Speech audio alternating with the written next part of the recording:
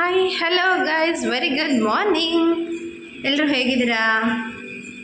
I hope ಎಲ್ಲರೂ ಚೆನ್ನಾಗಿದ್ದೀರಾ ಅಂತ ಅಂದ್ಕೊಂಡಿದ್ದೀನಿ. ನಾನು ಕೂಡ ತುಂಬ ಚೆನ್ನಾಗಿದ್ದೀನಿ ಅಂತ ಹೇಳ್ತಾ ಇವತ್ತಿನ ವ್ಲಾಗ್ ಸ್ಟಾರ್ಟ್ ಮಾಡ್ತಾಯಿದ್ದೀನಿ. Welcome back to Lakshmi Lokesh YouTube channel guys. So ಇವತ್ತು ನನ್ನ ತಮ್ಮನೇಲಿ ನೋಡಿದ ತಕ್ಷಣ ಈಗಾಗಲೇ ನಿಮಗೆ ಅರ್ಥ ಆಗಿರುತ್ತೆ ಯಾವುದ್ರ ಬಗ್ಗೆ ಮಾತಾಡ್ತಿದ್ದೀನಿ ಅಂತ. ಸೊ ಸಾಂಬಾರು ಸ್ವಲ್ಪ ಬಿಸಿಗಿಟ್ಕೊಂಡಿದ್ದೀನಿ. ಇನ್ನು ರಿತೀಕ್ಷಾ ಆ್ಯಸ್ ಯೂಶುವಲ್ ಸ್ಕೂಲಿಗೆ ಹೋಗಿದ್ದಾಳೆ, ಅಂಗಡಿಗೂ ಕೂಡ ಹೋಗಬೇಕು. ಏನರ ಬಗ್ಗೆ ಮಾತಾಡ್ತಿದ್ದೀನಿ, ಯಾಕೆ ಏನು ಅಂತ ತಮ್ಮನೇಲಿ ನೋಡಿದ ತಕ್ಷಣ ಗೊತ್ತಾಗಿರುತ್ತೆ. ಬಟ್ ಆದರೂ ಅದು ಯಾಕೆ ಏನು ಅಂತ ಕ್ಲಾರಿಟಿ ಕೊಡ್ತೀನಿ. ಕೆಲವೊಂದಷ್ಟು ಜನಕ್ಕೆ ಗೊತ್ತಾಗಬೇಕಲ್ಲ, ನನ್ನ ಬ್ಲಾಗ್ ನೋಡ್ತಾ ಇರ್ತಾರೆ, ಅವರಿಗೆ ನಾನು ಡೈರೆಕ್ಟಾಗಿ ಹೇಳಬೇಕು ಅಂತ ಅಂದ್ಕೊಳ್ತೀನಿ. ಬಟ್ ಫೇಸ್ ಟು ಫೇಸ್ ಮಾತಾಡೋಷ್ಟು ಧೈರ್ಯ ಮೀಡ್ರು ಅವ್ರಿಗಿರಲ್ಲ. ನಮಗೆ ನಾವು ಯಾವುದೇ ತಪ್ಪು ಮಾಡಿಲ್ಲ ಅಂದ್ರೂ ಕೂಡ ನಮಗೆ ಧೈರ್ಯ ಇರುತ್ತೆ. ಬಟ್ ನಮ್ಮ ಮುಂದೆ ಮಾತಾಡೋಕ್ಕೆ ಅವರಿಗೆ ನಮ್ಮನ್ನು ನೋಡಿದ್ರೇ ಸಾಕು, ಮುಖ ಮುಚ್ಕೊಂಡು ಹೋಗ್ತಾ ಇರ್ತಾರೆ. ಅಂಥವ್ರಿಗೆ ಅಟ್ಲೀಸ್ಟ್ ಇದ್ರ ಮುಖಾಂತರ ವಿಡಿಯೋ ಮುಖಾಂತರ ಆದರೂ ಉತ್ತರ ಕೊಡೋಣ ಅಂತ ಬ್ಲಾಗ್ ಮಾಡ್ತಾಯಿದ್ದೀನಿ. ತುಂಬ ಜನ ಅಷ್ಟೇ, ಬೇಕಾದರೆ ಹೊರಗಡೆಯವರು ಯಾರಾದರೂ ನಮಗೆ ಅಯ್ಯೋ ಅನ್ಬೋದು, ಅಥವಾ ಏನಾದರೂ ಕಷ್ಟ ಅಂದರೆ ದಾನ ಮಾಡ್ಬೋದು, ಏನಾದರೂ ನೋವು ಅಂದರೆ ಅವ್ರ ಹತ್ರ ಶೇರ್ ಮಾಡ್ಕೊಬೋದು. ಬಟ್ ನಮ್ಮವರೇ ಅಂತ ನಮಗಿರ್ತಾರಲ್ಲ, ಅವ್ರ ಹತ್ರ ಯಾವುದೇ ಕಾರಣಕ್ಕೂ ಶೇರ್ ಮಾಡ್ಕೊಬಾರ್ದು. ಯಾಕೆ ಏನು ಅಂತ ಹೇಳ್ತೀನಿ ಬನ್ನಿ.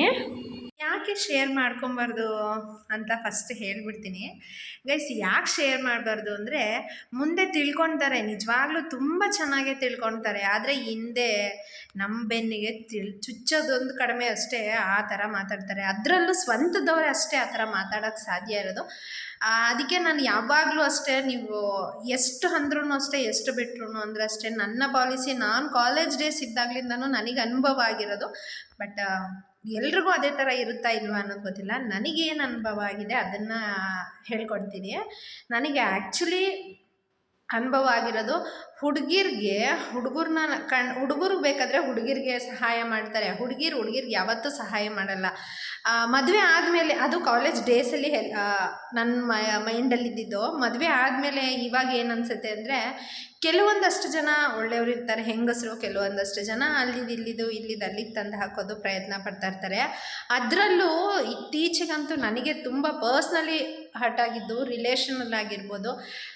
ನಾವು ಯಾರ ಹತ್ರ ಆದರೂ ಹತ್ತಿರ ಆಗಿದ್ದೀವಿ ಅಂದರೆ ಅವ್ರನ್ನ ಏನಾದರೂ ಮಾಡಿ ದೂರ ಮಾಡಬೇಕು ಅನ್ನೋರು ಇರ್ತಾರಲ್ಲ. ಅದರಲ್ಲೂ ಇವಾಗ ಹೇಳಬೇಕು ಅಂದರೆ, ಅತ್ತಿಗೆ ನಮ್ಮೂರಲ್ಲ, ಮಾವ ನಮ್ಮೂರು ಆಗಿರ್ತಾರೆ ಅಂತ ಅಂದ್ಕೊಳ್ಳಿ. ಮಾವನ ಹತ್ರ ಏನಾದರೂ ತಂಗಿ ಮಕ್ಕಳು ತುಂಬ ಚೆನ್ನಾಗಿದ್ದರೆ ಅತ್ತೆ ಮೈಂಡಲ್ಲಿ ಏನಿರುತ್ತೆ ಅಂದರೆ, ಇವ್ರನ್ನ ಬೇರೆ ಮಾಡಬೇಕು ಹೆಂಗಾದರೂ ಅನ್ನೋ ಮೈಂಡ್ ಇರುತ್ತೆ. ಅದು ಕೆಲವೊಂದ್ಸಲ ಎಷ್ಟು ಚೆನ್ನಾಗೂ ಕೇಳ್ತಾರ ಅವ್ರ ಮಾತನ್ನ ಅನ್ನೋಷ್ಟು ಬೇಜಾರಾಗ್ಬಿಡುತ್ತೆ. ನನಗೆ ಆ ಥರ ಎಕ್ಸ್ಪೀರಿಯೆನ್ಸ್ ಅಂತೂ ತುಂಬ ಚೆನ್ನಾಗಿದೆ. ಒಬ್ಬರನ್ನ ದೂರ ಮಾಡೋದಕ್ಕೆ ಎಷ್ಟು ಕಾಯ್ತಿರ್ತಾರಪ್ಪ ಅನ್ನೋಷ್ಟು ಬೇಜಾರಾಗಿದೆ. ಅದು ನನಗೆ ಆ್ಯಕ್ಚುಲಿ ಪರ್ಸ್ನಲ್ಲಾಗಿ ಅನಿಸಿದೆ. ಇನ್ನು ನಾನು ಟಾಪಿಕ್ಗೆ ಬಂದುಬಿಡ್ತೀನಿ ಗೈಸ್.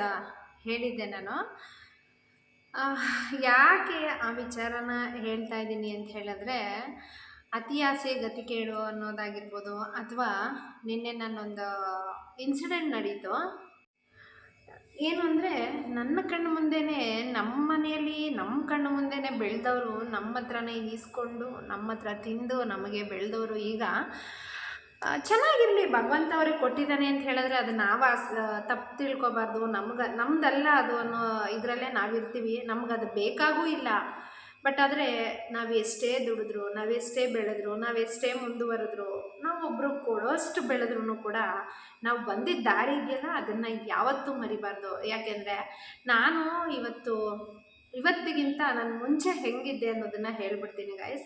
ನಾನು ಮುಂಚೆ ಆ್ಯಕ್ಚುಲಿ ನಾವು ಚಿಕ್ಕ ವಯಸ್ಸಿರಬೇಕಾದ್ರೆ ಒಂದು 7ನೇ ಕ್ಲಾಸ್ ಇದ್ದಾಗಲಿಂದನೂ ನನಗೆ ನೆನಪಿದೆ. 7-6ನೇ ಕ್ಲಾಸ್ ಇದ್ದಾಗಲಿಂದನೂ ನಾನು ಹೂವು ಮಾರ್ಕೊಂಡು ಬಂದಿದ್ದು. ಇನ್ಫ್ಯಾಕ್ಟ್ ನಾವು ಕಾಲೇಜಿಗೆ ಹೋಗಬೇಕಾದ್ರೂ ಕೂಡ ಹೂವು ಮಾರೇ ಮನೆಗೆ ಹೋಗ್ತಿದ್ದಿದ್ದು, ಅಥವಾ ಹೂವು ಮಾರೇ ಸ್ಕೂಲಿಗೆ ಹೋಗ್ತಿದ್ದಿದ್ದು, ಹೂವು ಮಾರೇ ಕಾಲೇಜ್ಗೂ ಹೋಗ್ತಿದ್ದಿದ್ದು. ಅಷ್ಟು ಇದ್ರೂ ನಾನು ಈಗಲೂ ನೆನೆಸ್ಕೊಳೋದು, ನಾನು ಅದರಿಂದನೇ ನಾವು ಮೇಲೆ ಬಂದಿದ್ದು. ನಮ್ಮ ಅಮ್ಮನಿಗೆ ಮದುವೆ ಆಗಿ ಹೋದಾಗ ಬೆಂಗಳೂರಿಗೆ ಹಳ್ಳಿಯಿಂದ ಮದುವೆ ಆಗಿ ಬೆಂಗಳೂರಿಗೆ ಹೋದಾಗ ಅಮ್ಮನಿಗೆ ಏನಂದರೆ ಏನೂ ಗೊತ್ತಿಲ್ಲ. ಬೆಂಗಳೂರು ಅನ್ನೋದೇ ಒಂದು ಹೊಸ ಪರಿಚಯ ಅಂತ ಹೇಳ್ಬೋದು. ಈ ಒಂದು ಮೂವಿ ಇದೆ, ನೀವು ನೋಡಿರ್ಬೋದು, ಶ್ರೀನಾಥ್ ಅವ್ರದ್ದು ಮತ್ತು ಲೋಕೇಶ್ ಸರ್ ಅವ್ರದ್ದು, ಪಟ್ಟಣಕ್ಕೆ ಬಂದ ಪತ್ನಿಯರು ಅನ್ನೋದೊಂದು ಮೂವಿ ಇದೆಯಲ್ಲ, ಆ ಥರ. ಆ ಮೂವಿಲಿ ಮಂಜುಳಾ ಕ್ಯಾರೆಕ್ಟರು ನಮ್ಮಮ್ಮ ಅಂತ ಹೇಳ್ಬೋದು. ಯಾಕೆ ಅಂದರೆ ಆ ಮಂಜುಳಾ ಮೇಡಮ್ ಅವರು ಏನು ಹಳ್ಳಿಯಿಂದ ಬಂದು ಪಟ್ಟಣಕ್ಕೆ ಹೋಗಬೇಕು ನೋಡಬೇಕು ಅಂತ ಹೆದರ್ಕೊಂಡು ರಿಟರ್ನ್ ಹೋಗ್ಬಿಡ್ಬೇಕು ಅಂತಿದ್ರಲ್ಲ, ಅದೇ ಕ್ಯಾರೆಕ್ಟರ್ ವೈಸ್ ನಮ್ಮ ಅಮ್ಮಂದೂ ಕೂಡ. ಅಮ್ಮ ಬೆಂಗಳೂರಿಗೆ ಹೋದಾಗ ಇದೇನೋ ಗಾಡಿಗಳು ಹಿಂಗಿದೆ, ಇಷ್ಟು ದೊಡ್ಡ ಸಿಟಿ, ನಾನು ಹೊಲ ಜಮೀನು ಗದ್ದೆ ಅಂತ ನೋಡಿಕೊಂಡು ಇದ್ದವಳು, ಈಗ ಇಲ್ಲಿ ಬಂದು ನಾನು ಹೆಂಗಿರೋದು ಅಂತ ಇದ್ದರು. ಬಟ್ ಆದರೂ ಕಾಲಕ್ರಮೇಣ ಅನ್ನೋದು ಹೆಂಗೆ ಅವ್ರಿಗೆ ಕಳಿಸುತ್ತೆ ಅಂದರೆ, ನಾವು ಹೋದ್ಮೇಲೆ ಮದುವೆ ಆದಮೇಲೆ ಮಗು ಆಯಿತು, ಮಕ್ಕಳಾದ್ಮೇಲೆ ಹೆಣ್ಮಕ್ಳು 4 ಜನನೂ ಹೆಣ್ಮಕ್ಳು, ಇವ್ರನ್ನ ಬಿಟ್ಟು ನಾನು ಎಲ್ಲೂ ಹೋಗಬಾರ್ದು, ನಾನು ಇಲ್ಲೇ ಸಾಕಬೇಕು, ನಾನು ಇಲ್ಲೇ ನೆಲೆಸ್ಬೇಕು, ನನಗೊಂದು ಗುಡಿಸ್ಲಿದೆ, ಇದನ್ನೊಂದು ಸೀಟ್ ಮನೆ ಮಾಡ್ಕೋಬೇಕು, ನನ್ನ ಮಕ್ಕಳನ್ನ ಸಾಕಬೇಕು, ನನ್ನ ಮಕ್ಳಿಗೆ ಏನಾದರೂ ಒಂದು ದಾರಿ ತರಬೇಕು ಅನ್ನೋದು ನಮ್ಮ ಅಮ್ಮನ ತಲೆಯಲ್ಲಿತ್ತು ಅಷ್ಟೇ. ಬಟ್ ನಾವು ಗುಡಿಸ್ಲಲ್ಲಿ ಹೋಗ್ತಿದ್ದಾಗ ಆ ಮನೆಯೆಲ್ಲ ಸೋರೋದಂತೆ. ನನಗೆ ಗುಡಿಸ್ಲಲ್ಲಿ ಇದ್ದಿದ್ದು ಅಷ್ಟು ನೆನಪಿಲ್ಲ, ಸೀಟ್ ಮನೇಲಿ ಇದ್ದಿದ್ದು ನೆನಪಿದೆ. ಆ ಗುಡಿಸ್ಲಲ್ಲಿ ಏನಾದರೂ ಮಳೆ ಬಂತು ಅಂತ ಹೇಳಿದ್ರೆ, ಮಳೆಗೆಲ್ಲ ಟಾರ್ಪಲ್ ಹಾಕೋದು, ಅಥವಾ ಈ ಗರಿ ಬರುತ್ತಲ್ಲ, ತೆಂಗಿನ ಮರದ ಗರಿ ತಂದು ಹಾಕೋದು, ಈ ಥರ ಎಲ್ಲ ಮಾಡಿ ಅಮ್ಮ ಕಾಲ ಕಳೆದಿದ್ದಾರೆ. ಇವಾಗ ಅದಾದಮೇಲೆ ಸೀಟ್ ಮನೆಗೆ ಬಂದಮೇಲೆ ನಮ್ಮ ಮನೆಗೆ ಒಂದು white and black T V ಬಂತು ಗೈಸ್. ಅವಾಗ ಒಂದು ಟಿ ವಿ ಬಂದಿರೋದಕ್ಕೆ, ಅವಾಗ ನಮ್ಮ ಮನೇಲಿ ಕೇಬಲ್ ಇರಲಿಲ್ಲ, ಚಂದನ ಟಿ ವಿ ಮಾತ್ರ ಬರೋದು ಚಾನಲ್ಲು. ನನಗದು ನೆನಪಿದೆ, ನಾನಾಗ 7ನೇ ಕ್ಲಾಸ್ ಹುಡುಗಿ. ಅದು ಒಂದು ಟಿ ವಿ, ಅದೊಂದು ಚಾನಲ್ ನೋಡೋಕ್ಕೆ ನಮ್ಮ ಮನೇಲಿ ಎಷ್ಟೋ ಜನ ಬರೋರು. ಅವಾಗ ಆ ಥರ ಮೂಮೆಂಟ್ಸ್ ಎಲ್ಲ ನಾವು ನೋಡಿದ್ದೀವಿ. ಬೀದಿ ಬೀದಿ ಅಲ್ದಿದ್ದೀವಿ, ಬೀದಿ ಬೀದಿ ಸುತ್ತಾಡಿದ್ದೀವಿ. ನಾನು ಮಾರಬೇಕಾದ್ರೆ ಹೂವು, 1 ಮೊಳ ಹೂವು 2 ರೂಪಾಯಿ, ಈಗ 1 ಮೊಳ ಹೂವು 20 ರೂಪಾಯಿ ಆಗಿದೆ. ಎಷ್ಟು ಡಿಫ್ರೆನ್ಸ್ ಇರುತ್ತೆ ಅನ್ನೋದು ನೀವು ತಿಳ್ಕೊಳ್ಳಿ. ನಾನು ಬೆಳಗ್ಗೆ ಸ್ಕೂಲಿಗೆ ಹೋಗಿ ಬಂದರೆ ಸಂಜೆಯಿಂದ ಒಂದು 9 ಗಂಟೆ, 6 ಗಂಟೆಯಿಂದ 9 ಗಂಟೆವರೆಗೂ ದುಡಿತಿದ್ದಿದ್ದು 150 ರೂಪಾಯಿ 200 ರೂಪಾಯಿ ಅಷ್ಟೇ ಹೂವು ಮಾರಿ.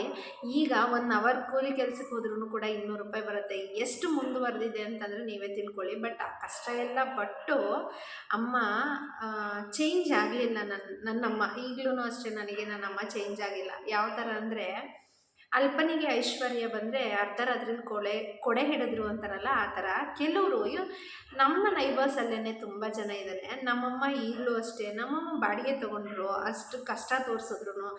ಈಗ ನಾವು ಮನೆ ಕಟ್ಕೊಂಡು ನಾವೊಂದು ಸೆಟ್ಲಾಗಿ, ಅವಾಗಿದ್ದಿದ್ದ ಕಷ್ಟ ನಮ್ಮಮ್ಮ ನನ್ನ ಮಕ್ಳಿಗೆ ಬರಬಾರ್ದು ಅಂತ ನೋಡಿದ್ರು, ನಾನು ನನ್ನ ಮಕ್ಳಿಗೆ ಬರಬಾರ್ದು ಅಂತ ನೋಡಿ ನಾವೀಗಲೇ ಒಂದು ವೆಲ್ ಸೆಟಲ್ ಆಗಿ ಏನು ಬೇಕೋ ಅದನ್ನು ಸಾರಿ ಗೈಸ್, ಏನು ಬೇಕೋ ಅದನ್ನು ಮಾಡಿಕೊಂಡು, ನಮಗೆ ಎಷ್ಟು ಬೇಕೋ ಅಷ್ಟು ಇಟ್ಕೊಂಡು, ಈಗಲೂ ಅಷ್ಟೇ ನಾನೊಂದು ಸ್ವಂತ ಮನೆ ಮಾಡಿಬಿಟ್ಟಿದ್ದೀನಿ, ನನಗೇನೋ ಬಾಡಿಗೆ ಬರುತ್ತೆ, ನಾವೇನೋ ಕುತ್ಕೊಂಡು ತಿಂತೀವಿ ಅನ್ನೋ ದುರಹಂಕಾರ ನನ್ನಲ್ಲಿಲ್ಲ.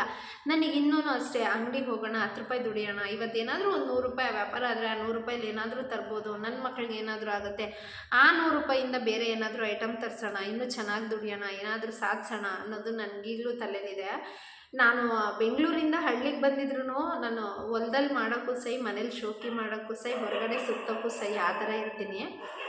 ನಾನು ಎಲ್ಲಾದರೂ ಹೋಗಬೇಕು ಅಂದರೆ ನಾನು ಎಷ್ಟು ಮೇಕಪ್ ಮಾಡ್ಕೊಂಡು ಹೋದ್ರೂ ಆ ಸಿಚುವೇಶನಿಗೆ ತಕ್ಕನಂಗೆ ಹೋಗ್ತೀನಿ. ಒಂದು ವೇಳೆ ಹಳ್ಳೀಲಿ ಯಾರಾದರೂ ಕರೆದಿದ್ರೆ, ಹಳ್ಳೀಲಿ ಮೇಕಪ್ ಎಲ್ಲ ಸರಿ ಹೋಗಲ್ಲ, ಹಳ್ಳೀಲಿ ಹೆಂಗೆ ಹೋಗಬೇಕೋ ಹಂಗೆ ಹೋಗಬೇಕು ಅಂತ ಈಗೇನು ಗೆಟಪಲ್ಲಿದ್ದೀನಿ ಇಷ್ಟೇ ಗೆಟಪಲ್ಲಿ ಹೋಗಿರ್ತೀನಿ. ಹಳ್ಳೀಲೇ ಗ್ರ್ಯಾಂಡ್ ಫಂಕ್ಷನ್ಸ್ ಆಗಿದ್ರೆ ಸ್ಯಾರಿ ಆ ಥರ ಏನಾದರೂ ಹಾಕ್ಕೊಂಡು ಹೋಗ್ತೀನಿ, ಅಥವಾ ಬೇರೆಯವ್ರದ್ದು ಟ್ರೆಡಿಷ್ನಲ್ ಆಗಿ ಮತ್ತು ಹೊರಗಡೆ ಏನಾದರೂ ಫ್ಯಾನ್ಸಿ ಫಂಕ್ಷನ್ ಆಗಿದ್ದರೆ ನಾನು ಕೂಡ ಫ್ಯಾನ್ಸಿಲಿ ಹೋಗ್ತೀನಿ. ಎಲ್ಲ ಥರದ್ದು ತಿಳ್ಕೊಂಡಿರಬೇಕೇ ಹೊರತು ಎಲ್ಲ ಥರದ್ದು ಅಳವಡಿಸ್ಕೋಬಾರ್ದು. ತಿಳ್ಕೊಳೋದಕ್ಕೂ ನಾವು ಅರ್ಥಕೊಳೋದಕ್ಕೂ ಏನು ಡಿಫ್ರೆನ್ಸು ಅಂತ ಹೇಳಿದ್ರೆ, ನಾವು ಹಿಂಗಿರಬೇಕಪ್ಪ. ನನ್ನ ಮಗಳ ಜೊತೆ ಪೇರೆಂಟ್ಸ್ ಮೀಟಿಂಗ್ ಹೋದರೆ ಅಲ್ಲಿ parents meeting as a parent ಹೆಂಗಿರಬೇಕೋ ಹಂಗಿರಬೇಕು. ವಿಲೇಜಲ್ಲಿ ಹೋದರೆ ಆ್ಯಸ್ ಎ ವಿಲೇಜ್ ಗರ್ಲ್ ನಾನು ಹೆಂಗೆ ಕಾಣಿಸ್ಬೇಕು ಹಾಗೆ ಇರಬೇಕು. ಹೊರಗಡೆ ಬ್ಯಾಂಗ್ಳೂರಿಗೆ ಹೋದರೆ ಸಿಟಿಲಿ ಹೆಂಗಿರಬೇಕು ಹಂಗಿರಬೇಕು. ಎಲ್ಲ ಕಲ್ತ್ಕೋಬೇಕು. ಬಟ್ ಕಲ್ತಿದ್ದೀನಿ ಅಂತ ದುರಹಂಕಾರದಿಂದ ಮೆರಿಬಾರ್ದು. ಮನುಷ್ಯನಿಗೆ ಅಹಂಕಾರ ಇರಬೇಕು, ಆದರೆ ದುರಹಂಕಾರ ಯಾವತ್ತೂ ಇರಬಾರ್ದು. ನಮ್ಮವರೇ ಸ್ವಲ್ಪ ಜನ ಹಿಂದೆ ತಿನ್ನಕ್ಕೆ ಏನೇನೂ ಇರಲಿಲ್ಲ, ಆದರೆ ಇವತ್ತು ಭಗವಂತ ಎಲ್ಲ ಕೊಟ್ಟಿದ್ದಾನೆ, ಎಲ್ಲ ಚೆನ್ನಾಗಿದ್ದಾನೆ. ಆದರೂ ಕೂಡ ಅದೇನು ಅಂತಾರಲ್ಲ, ಅಲ್ಪನಿಗೆ ಐಶ್ವರ್ಯ ಬಂದರೆ ಅರ್ಧ ರಾತ್ರಿಯಲ್ಲಿ ಕೊಡೆ ಹಿಡಿದ್ರು ಅಂತ ಆ ಥರ ಮೆರೀತಾ ಇದ್ದಾರೆ. ಬಟ್ ನೀನು ಎಷ್ಟೇ ಬೆಳಿಗುರು ಬೇಡ ಅನ್ನಲ್ಲ, ನಿನ್ನ ದುಡ್ಡು, ನಿನ್ನ ಶ್ರಮ, ನಿನ್ನ ಪ್ರತಿಮೆ, ನಿನ್ನ ದುಡಿತೀಯ, ನೀನೆಲ್ಲದಕ್ಕೂ ಪ್ರಯತ್ನ ಪಡ್ತೀಯ. ಆದರೆ ಹಾಸಿಗೆ ಇದ್ದಷ್ಟು ಕಾಲು ಚಾಚು, ಹಾಸಿಗೆ ಇದ್ದಕ್ಕಿಂತ ಜಾಸ್ತಿ ಚಾಚ್ತೀನಿ ಅಂತ ಹೋದರೆ ಕಾಲು ಯಾವತ್ತಿದ್ರೂ ಕೆಳಗೆ ಟಚ್ ಆಗೋದು, ಕಾಲು ಹಾಸಿಗೆ ಮೇಲೆ ಯಾವತ್ತೂ ಬರೋಲ್ಲ. ಅದೆಷ್ಟಿದೆಯೋ ಅಷ್ಟು ಮಲ್ಕೋ. ತುಂಬ ಮೆರಿಬೇಡ, ನಿನ್ನ ಥರ ನಾನು ಮೆರೆದ್ರೆ ಎಲ್ಲೆಲ್ಲೋ ಹೋಗ್ಬಿಡ್ತೀನಿ. ಬಟ್ ನಾನು ಮೆರೆಯೋದು ನಮ್ಮಮ್ಮ ಹೇಳ್ಕೊಟ್ಟಿಲ್ಲ. ದುಡಿ, ಇನ್ನೂ ಕಷ್ಟಪಡು, ಇನ್ನೂ ಮಾಡು, ಇನ್ನೂ ಚೆನ್ನಾಗಿರು, 4 ಜನದ ಮುಂದೆ ಎತ್ತು, ಸಾಧ್ಯ ಆದರೆ 4 ಜನಕ್ಕೆ ಕೊಡು ಅನ್ನೋದು ಹೇಳ್ಕೊಟ್ಟಿದ್ದಾಳೆ ಹೊರತು ನಾನಿದ್ದೀನಿ, ನಾನು ಮೆರಿತೀನಿ, ನಾನೆಲ್ಲ ಮಾಡ್ಕೊಬಿಟ್ಟಿದ್ದೀನಿ, ನಾನಿದ್ದೀನಿ ಅಂತ ಅಹಂಕಾರ ತೋರಿಸಿದ್ರೆ ಭಗವಂತ ಕೊಟ್ಟು ನೋಡ್ತಾನೆ, ಅದನ್ನು ರಿಟರ್ನ್ ಕಿತ್ಕೊಂಡು ನೋಡ್ತಾನೆ. ಮನುಷ್ಯ ಯಾವತ್ತೇ ಇದ್ರೂ ಅಷ್ಟೇ ನಮಗೇನಿದೆಯೋ ಅದರಲ್ಲಿ ಖುಷಿಪಡು. ನೀನು ಬೆಳಿ, ನನಗೆ ಯಾವುದೇ ರೀತಿ ಪ್ರಾಬ್ಲಮ್ ಇಲ್ಲ. ಬಟ್ ನೀನು ಬೆಳೀತಿರ್ಬೇಕಾದ್ರೆ ಇನ್ನೊಬ್ರ ಬಗ್ಗೆ ಹೋಗಿ ಇನ್ನೊಂದು ಥರ ಮಾತಾಡ್ತೀಯಲ್ಲ, ಅದನ್ನು ಯಾವತ್ತೂ ಮಾಡೋಕ್ಕೆ ಹೋಗಬೇಡ. ಯಾಕೆಂದರೆ ನೀನು ಅಂದ್ಕೊಂಡಿರ್ಬೋದು ಇವತ್ತು ನನ್ನ ಮುಂದೆ ಚೆನ್ನಾಗಿ ಮಾತಾಡಿ, ನನ್ನ ಬಗ್ಗೆನೇ ಇನ್ನೊಬ್ರ ಹತ್ರ ಮಾತಾಡಿ ನನಗೇನೋ ಗೊತ್ತಿಲ್ಲ ಅನ್ನೋ ರೇಂಜಲ್ಲಿ ನಾನು ಇದ್ದೀನಿ ಅಂತ. ಬಟ್ ಅವ್ರು ನನ್ನ ಹತ್ರ ಬಂದು ಹೇಳ್ತಾರೆ. ಅವ್ರು ನನಗೆ ಹೇಳಿದಾಗ ನಿನ್ನ ವಿಚಾರ ನನಗೆ ಗೊತ್ತಾಗೇ ಆಗುತ್ತೆ. ಆವಾಗ ನೀನೇ ಯಾವತ್ತಿದ್ರೂ ಚಪ್ಪಲಿ ಬಿಡೋ ಜಾಗದಲ್ಲಿ ಬಂದುಬಿಟ್ಟಿರ್ತೀಯ. ಸೊ ಆ ಥರ ಅಷ್ಟು ಚೀಪ್ ಕ್ಯಾರೆಕ್ಟರ್ ವೈಸ್ ಇಳಿಬೇಡ, ಅದು ಇಷ್ಟನೂ ಆಗಲ್ಲ. ನಾವು ಸಾಧ್ಯ ಆದರೆ ಒಬ್ರಿಗೆ ಡೈರೆಕ್ಟಾಗಿ ಹೆಲ್ಪ್ ಮಾಡಿ, ನಿನ್ಗೆ ಹೆಲ್ಪ್ ಮಾಡೋಕ್ಕಾಗಿಲ್ಲ ಅಂದ್ರೂ ಪರವಾಗಿಲ್ಲ, ನನ್ನ ಹತ್ರ ಇಲ್ಲಮ್ಮ, ನಾನು ಇಷ್ಟೇ ಇರೋದು, ನಾನು ಬಡವಿ, ನನಗೆ ಇಟ್ಟಂಗೆ ನಾನು ಇದ್ದೀನಿ, ನನ್ನ ತಕ್ಕ ಮಟ್ಟಿಗೆ ನಾನು ಇದ್ದೀನಿ ಅಂತ ಹೇಳ್ಕೊ. ಅದು ಬಿಟ್ಟು ಕೊಚ್ಕೊಳಕ್ಕೆ ಹೋಗಬೇಡ. ನಾನು ಕೋಟಿಗಿದ್ದೀನಿ, ನಾನು ಹಂಗಿದ್ದೀನಿ, ನಾನು ಹಿಂಗಿದ್ದೀನಿ, ಯಾರಿದ್ರೂ ನನ್ನ ಹತ್ರನೇ ಬರಬೇಕು, ಅವಳು ಯಾವತ್ತಿದ್ರೂ ಕೈ ಚಾಚಕ್ಕೆ ಬರಬೇಕು ಅಂತ ಯಾರೂ ಈ ಕಾಲದಲ್ಲಿ ಯಾರೂ ಆ ಥರ ಬರಲ್ಲ. ಬೇಕಾದರೆ ಊಟ ಸಾಂಬಾರಿಲ್ಲ ಅಂದ್ರೆ ಮನೇಲಿ ಮೆಣಸಿನ್ಕಾಯಿ ಉಪ್ಪು ಹಾಕ್ಕೊಂಡು ತಿಂದುಬಿಡ್ತಾರೆ ಹೊರತು, ಗೊಜ್ಜು ಮಾಡ್ಕೊಂಡು ತಿಂದುಬಿಡ್ತಾರೆ ಹೊರತು ನಿನ್ನ ಮನೆ ಬಾಗಿಲಿಗೆ ಯಾವತ್ತೂ ಯಾರೂ ಬರಲ್ಲ. ಒಂದು ವೇಳೆ ಅಂಥ ಪರಿಸ್ಥಿತಿ ಬಂತು ಅಂದರೆ ಬೀದಿಲಿ ಕೂತ್ಕೊಂಡು ಭಿಕ್ಷೆ ಬೇಡ್ತೀನಿ ಹೊರತು ನಿನ್ನ ಮನೆ ಬಾಗಿಲಿಗೆ ನಾನಂತೂ ಸತ್ರು ಬರಲ್ಲ. ಒಂದು ಸತಿ ಒಂದು ವ್ಯಕ್ತಿನ ಬೇಡ ಅಂತ ಬಿಟ್ಟ ಮೇಲೆ ಅದನ್ನು ತಿರುಗಿ ನೋಡೋದ್ರಲ್ಲಿ ಅರ್ಥನೇ ಇರಲ್ಲ ಅನ್ನೋದು ನನ್ನ ಪಾಲಿಸಿ. ನಿಮ್ಮ ಪಾಲಿಸಿ ಹೆಂಗಿದೆಯೋ ಏನೋ ನನಗೆ ಗೊತ್ತಿಲ್ಲ. ಕೆಲವ್ರು ಇರ್ತಾರೆ ಸಮಯ ಸಾಧಕರು ಅಂತಾರಲ್ಲ, ಆ ಥರ ಅವ್ರಿಗೆ ಬೇಕು ಅಂದಾಗ ನಮ್ಮನ್ನು ಚೆನ್ನಾಗೇ ಮಾತಾಡಿಸ್ತಾರೆ, ಬೇಡ ಅಂದಾಗ ರೀಸನ್ನೇ ಇಲ್ದಿರೇ ದೂರ ಮಾಡ್ಕೊತಾರೆ. ಆ ಥರ ಕ್ಯಾರೆಕ್ಟರ್ ಅಂತೂ ನಂದಲ್ಲ. ನಾವು ಹೆಂಗಿದೀವೋ ಹಂಗಿರೋದೇ ನನ್ನ ಕ್ಯಾರೆಕ್ಟ್ರು. ಇರೋದ್ರಲ್ಲಿ ಖುಷಿಯಾಗಿರಿ, ಇದೆ ಅಂತ ತುಂಬ ಮೆರೆಯೋಕ್ಕೆ ಹೋಗಬೇಡ. ಅಲ್ಪನಿಗೆ ಐಶ್ವರ್ಯ ಬಂದರೆ ಅರ್ಧ ರಾತ್ರಿಯಲ್ಲಿ ಕೊಡೆ ಹಿಡ್ದ ಅಂತ ಹೇಳಿರೋದು ಮೋಸ್ಟ್ಲಿ ನಿನ್ನ ನೋಡಿನಿ ಅಂತ ಅನಿಸುತ್ತೆ. ಆ ಥರ ಮಾಡೋಕ್ಕೆ ಹೋಗಬೇಡ ಗೈಸ್. ನಾನು ಮಾತಾಡಿದ್ದು ಏನಾದರೂ ಕೆಲವೊಬ್ಬರಿಗೆ ಹರ್ಟ್ ಆಗಿದ್ದರೆ ದಯವಿಟ್ಟು ಕ್ಷಮಿಸಿ. ಯಾಕೆ ಅಂದರೆ ನನಗೆ ಬೇಜಾರಾಯಿತು ಪರ್ಸ್ನಲಿ. ಹಾಗಾಗಿ ನಾನು ಕೊಟ್ಟವರು ನನ್ನ ಹತ್ರ ಇಸ್ಕೊಂಡವರು ನನ್ನೇ ಹಿಂಗೆ ಮಾತಾಡ್ತಾರೆ ಅಂತ. ಸೊ ಅದಕ್ಕೆ ಈ ಥರ ಮಾತಾಡಿದೆ ಅಷ್ಟೇ, ಬಿಟ್ಟರೆ ಬೇರೆ ಇನ್ಯಾವ ಉದ್ದೇಶನೂ ಇಲ್ಲ ಗೈಸ್. ಇನ್ನು ಇವತ್ತಿನ ಬ್ಲಾಗ್ ಇಲ್ಲಿಗೆ ಮುಗಿಸ್ತಾ ಇದ್ದೀನಿ. ನಾನು ಕೂಡ ಅಂಗಡಿಗೆ ಹೊರಡ್ತಾ ಇದ್ದೀನಿ. ವಿಡಿಯೋ ಇಷ್ಟ ಆಗಿದರೆ ಲೈಕ್ ಮಾಡಿ, ಶೇರ್ ಮಾಡಿ. ಹಾಗೆ ಇನ್ನು ಯಾರ್ಯಾರು ನನ್ನ ಚಾನಲ್ನ ಸಬ್ಸ್ಕ್ರೈಬ್ ಮಾಡಿಲ್ಲ ದಯವಿಟ್ಟು ಸಬ್ಸ್ಕ್ರೈಬ್ ಮಾಡ್ಕೊಂಡು ಸಪೋರ್ಟ್ ಮಾಡಿ. ಇದುವರೆಗೂ ಸಪೋರ್ಟ್ ಮಾಡಿರೋ ಪ್ರತಿಯೊಬ್ರಿಗೂ ಕೂಡ ಥ್ಯಾಂಕ್ಸ್ ಹೇಳ್ತಾ ಅಂಗಡಿಗೆ ಚಾರ್ಜರ್ ತೊಗೊಂಡಿದ್ದೀನಿ. ಸೊ ಬ್ಲಾಗ್ ಮುಗಿಸ್ತಾ ಇದ್ದೀನಿ ಗೈಸ್. ಇನ್ನೊಂದ್ಸಲ ಹೇಳ್ತಾ ಇದ್ದೀನಿ, ಅಲ್ಪನಿಗೆ ಐಶ್ವರ್ಯ ಬಂದರೆ ಅರ್ಧ ರಾತ್ರಿಲಿ ಕೊಡೆ ಹಿಡಿದ್ರು ಅನ್ನೋ ಗಾದೆನ ನಿಮಗೆ ಮಾತ್ರ ಮಾಡಿಸ್ಕೋಬೇಡಿ. ಎಲ್ಲ ವ್ಯೂವರ್ಸ್ಗೂ ಅಲ್ಲ ಹೇಳ್ತಾ ಇರೋದು. ಯಾರು ಆ ಥರ ನಡ್ಕೊಳ್ತಾರಲ್ಲ ಕೆಲವೊಬ್ಬರು, ನಾನು ಆಗಲೇ ಹೇಳಿದ್ನಲ್ಲ ನೈಬರ್ಸಲ್ಲಿ ತುಂಬ ಜನ ಇದ್ದಾರೆ ಅಂತ, ಅಂಥವ್ರಿಗಷ್ಟೇ. So bye bye, take care, love you all guys.